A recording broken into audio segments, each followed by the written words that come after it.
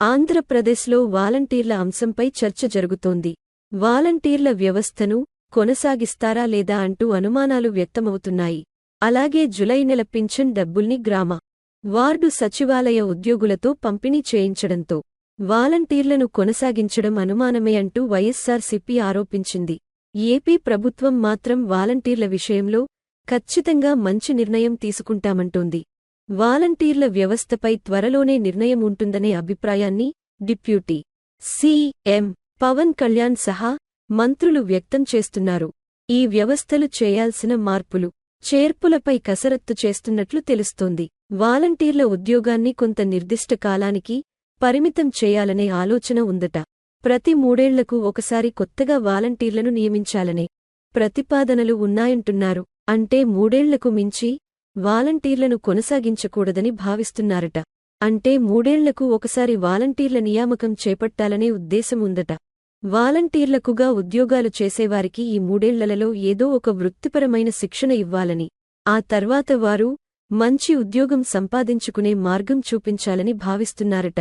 ఈ మేరకు వాలంటీర్ల వ్యవస్థలో మార్పులు చేయాలనుకుంటున్నారట. వాలంటీర్ల విషయంలో ప్రజల నుంచి కూడా సలహాలు, సూచనలు తీసుకోవాలని, ఆ తర్వాత మార్పులు, చేర్పులపై ఒక నిర్ణయానికి వచ్చే ఆలోచన ఉందంటున్నారు. వాలంటీర్ల వ్యవస్థకు సంబంధించిన కసరత్తు మొదలుపెట్టి త్వరలోనే మంచి నిర్ణయం తీసుకునే అవకాశం ఉన్నట్లు తెలుస్తోంది. వాలంటీర్ల పేర్లను కూడా మార్చే ఆలోచన కూడా ఉందనే ప్రచారం జరుగుతోంది. వాలంటీర్లను ఇకపై గ్రామ సేవక్, వార్డు సేవక్గా పేరు మార్చాలనే ఆలోచన కూడా ఉందట. వాలంటీర్లను స్థానిక సంస్థల పరిధిలోకి తీసుకొచ్చి వారికి కొన్ని బాధ్యతల్ని అప్పగించాలని భావిస్తున్నారట.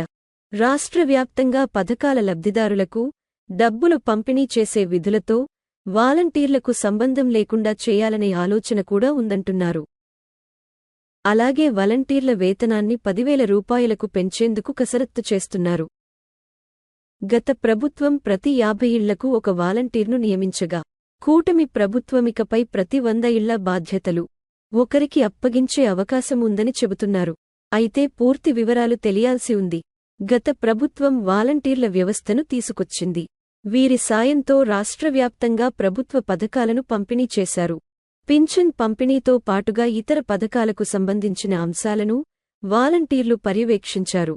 అయితే మార్చిలో ఎన్నికల షెడ్యూల్ వచ్చిన తర్వాత వాలంటీర్లను పింఛన్ల పంపిణీ నుంచి దూరంగా ఉంచాలని ఈసీ ఆదేశించింది. దీంతో 3 నెలల పాటు పింఛన్ల పంపిణీ అంశంపై కాస్త గందరగోళం కొనసాగింది. వాలంటీర్ల బదులు గ్రామ, వార్డు సచివాలయ ఉద్యోగులతో పింఛన్ను ఇంటింటికి పంపిణీ చేయాలని టీడీపీ కోరింది. అయితే అప్పటి ప్రభుత్వం మాత్రం 1 నెల సచివాలయాల్లో పంపిణీ చేయగా, మరో 2 నెలలు బ్యాంక్ అకౌంట్లో జమ చేసింది. జులై నెలలో గ్రామ, వార్డు సచివాలయాల ఉద్యోగులతో పంపిణీ చేయించింది. మరి కూటమి ప్రభుత్వం వాలంటీర్ల విషయంలో త్వరలోనే ఓ క్లారిటీకి వచ్చే అవకాశం ఉంది.